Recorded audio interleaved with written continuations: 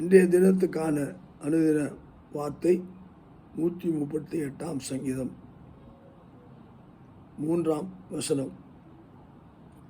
இதற்கு தலைப்பாக நான் சொல்வது cry and get strong. அழுது பலப்படுங்கள். மனிதனிடத்தில் அழுவதல்ல, தேவனிடத்திலே முறையிடுதல். 3 இப்படியாக சொல்கிறேன், நான் கூப்பிட்ட நாளிலே எனக்கு மறு உத்தரவு அருளினார், என் ஆத்மாவிலே பலன் தந்து என்னை தைரியப்படுத்தினார். முதல் பார்க்கிற காரியம் கூப்பிடுதல். ஒரு தரம் கூப்பிடுதல், 2 தரம் கூப்பிடுதல், 3 தரம் கூப்பிடுதல். கூப்பிட்டு கொண்டே இருக்கும்போது பிள்ளைகள் பார்த்தீங்கன்னா அப்பா அப்பா அப்பா அப்பா என்று சொல்லி அழுது கடைசியில் கூப்பிட ஆரம்பிப்பார்கள்.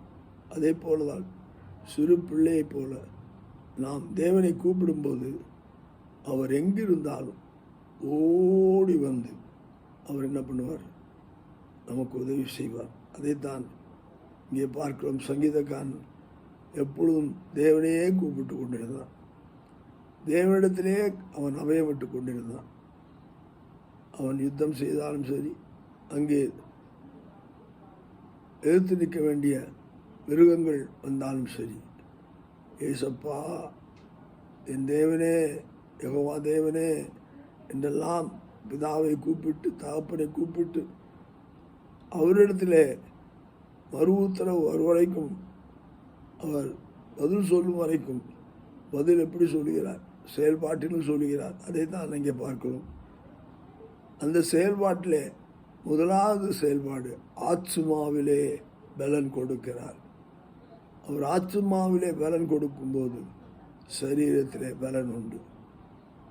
ஆத்துமா தேவன் மேல் வாஞ்சியாக இருக்கு, தேவனை பற்றி கொண்டிருக்கிறது.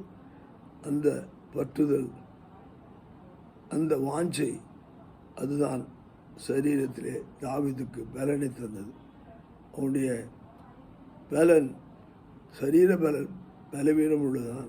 ஆனால் ஆத்மாவிலே தேவன் அவனை பலப்படுத்தினார். கூப்பிட்டு அங்கே அழுது தகப்பனிடத்திலே அவன் பலனை பெற்றுக்கொண்டான், தைரியத்தை பெற்றுக்கொண்டான்.